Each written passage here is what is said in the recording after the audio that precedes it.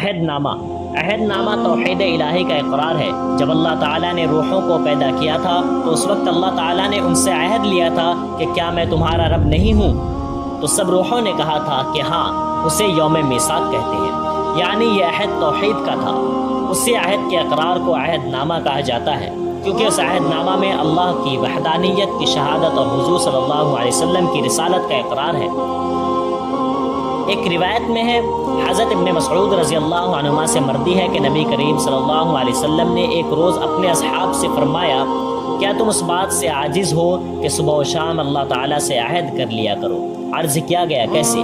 فرمایا، جو ہر صبح و شام اس عہد نامہ کو پڑھے گا، ایک فرشتہ اس پر مہر لگا کر عرش معلیٰ کے نیچے رکھ دے گا اور بروز قیامت منادی ندا کرے گا، وہ لوگ کہاں ہیں جن کے لیے اللہ کے پاس عہد ہے، تو وہ جنت میں داخل ہوں گے۔ وہ عہد نامہ یہ ہے، بسم اللہ الرحمن الرحیم، اللہم فاطر السماوات والارض عالم الغیب والشہادۃ انت الرحمن الرحیم، اللہم انی عہد الیک فی ہذہ الحیاۃ الدنیا واشہد ان لا الہ الا انت وحدک لا شریک لک واشہد ان محمدا عبدک ورسولک فلا تکلنی الی نفسی فانک ان تکلنی الی نفسی تقربنی الی الشر وتباعدنی من الخیر وانی لا اتکل الا برحمتک فاجعل لی عندک عہدا توفیہ الی یوم القیامت انک لا تخلف المیعاد، وصلی اللہ تعالی علی خیر خلقہ محمد وآلہ واصحابہ اجمعین برحمتک یا ارحم الراحمین،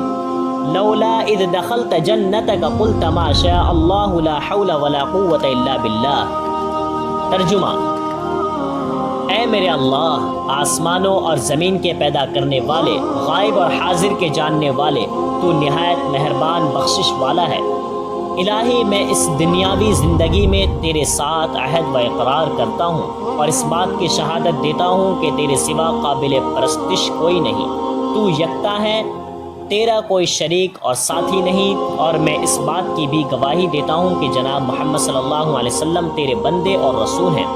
بس تم مجھے میرے نفس پر نہ چھوڑ، کیونکہ اگر تو مجھے میرے نفس کے حوالے کر دے گا تو مجھے شر کے قریب اور نیکی سے دور کر دے گا، اور مجھے تو صرف تیری رحمت کا آسرا ہے۔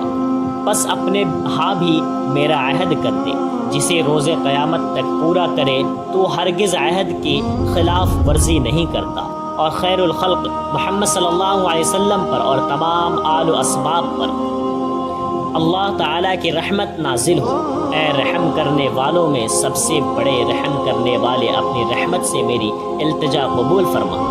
جب تم اپنے باغ میں داخل ہوئے تو تم نے ماشاء اللہ لا حول ولا قوت الا باللہ کیوں نہ کہا؟